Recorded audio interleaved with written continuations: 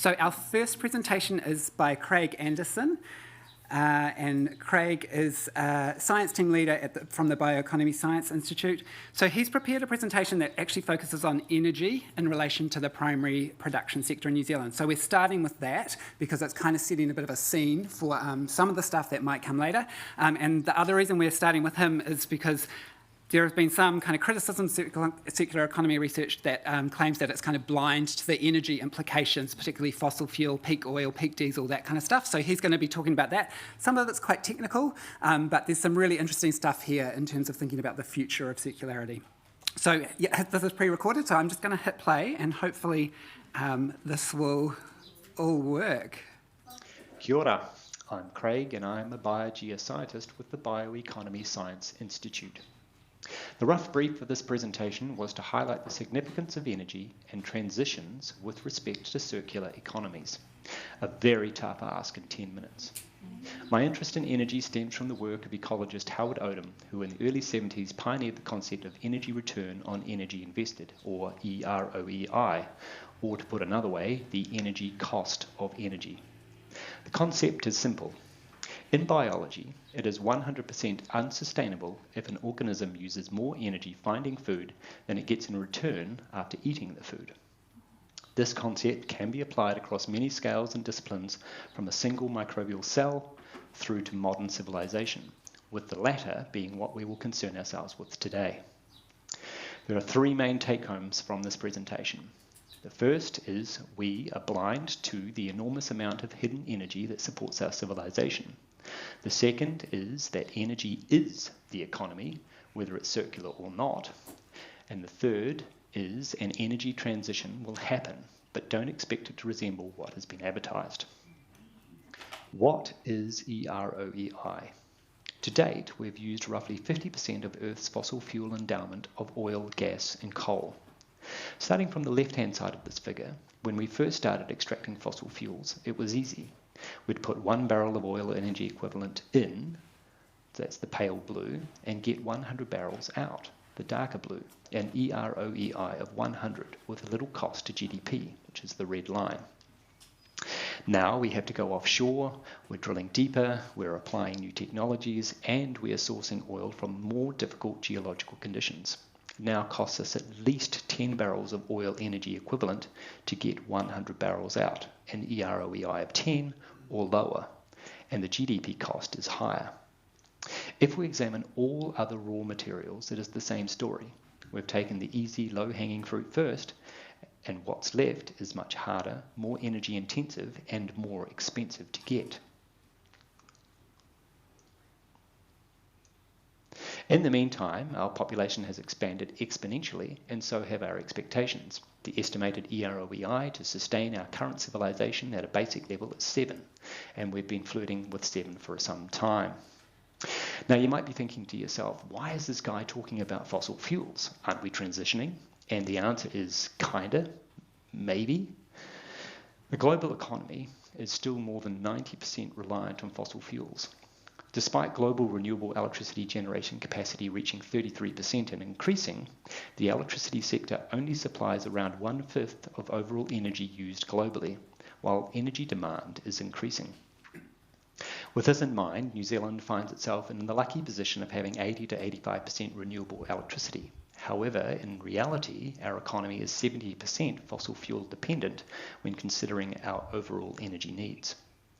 The electricity sector and the renewables within are also entirely dependent on fossil fuels for mining raw materials and turning those raw materials into electrical supply infrastructure such as concrete, steel, aluminium, copper, solar panels, turbines, etc.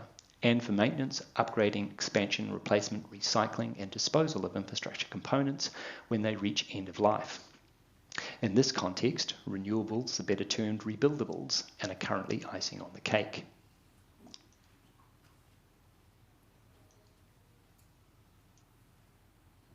To enable comparison of apples to apples, EROEI calculations should consider all energy used to deliver energy at the point of use. For example, supply of petrol at the pump versus electricity at an EV charging station. If EROEI is only calculated with respect to the energy at the source rather than at the point of use, We greatly underestimate the actual energy required to run and maintain our complex civilization. On this diagram, coal at the mine has an EROEI of 80, but in reality the net energy delivered is much lower, as there are transport losses, thermal losses, transmission losses, etc. EROEI can improve with technology, but not much. We no longer have an energy source combination that can deliver an EROEI higher than 10 at the scales required to meet our expectations.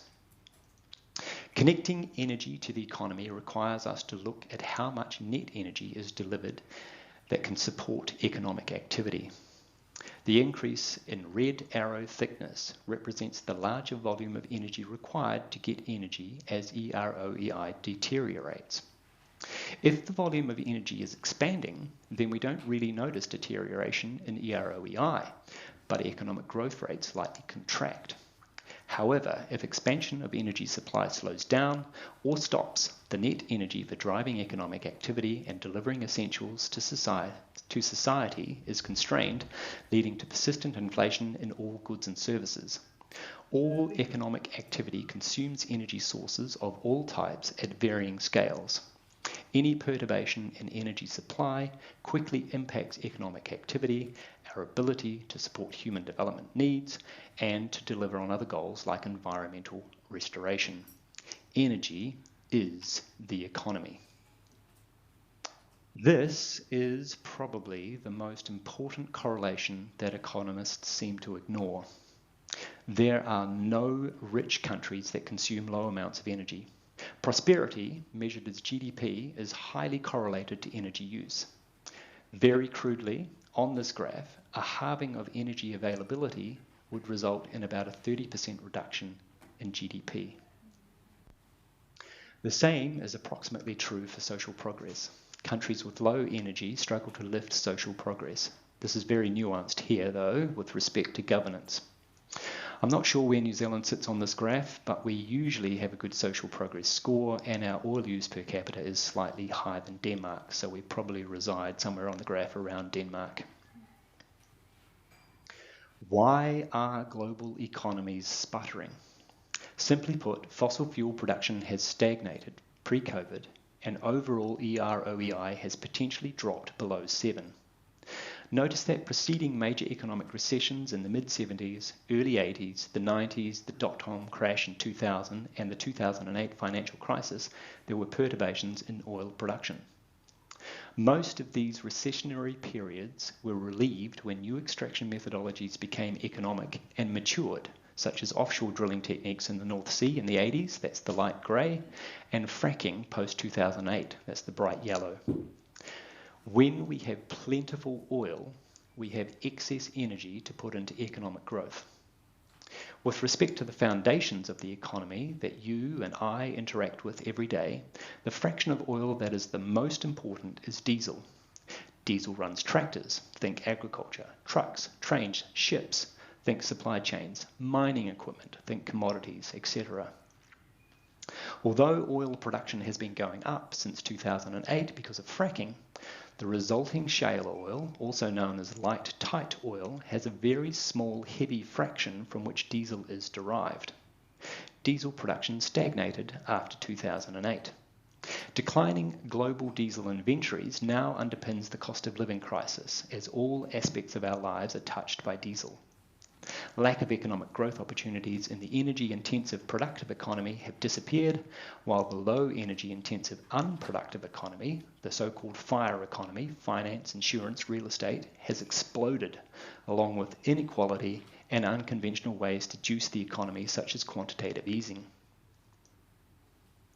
If the energy cost of energy is properly accounted for in economic models, then it becomes clear that prosperity, the red lines and the graphs on the right, will decline, as energy constraints will mean we will spend more on securing energy for delivering essentials. This is true for all countries and underpins the great power politics and social upheavals we're witnessing today, as resource scarcity is now colliding with monetary hegemony.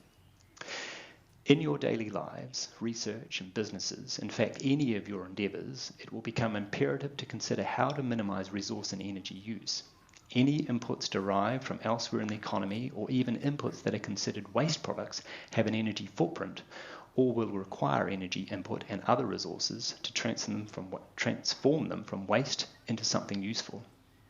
There are also infrastructure and supply chains to consider, with a small country in the Southwest Pacific becoming less attractive as the cost of acquiring energy and resources escalates.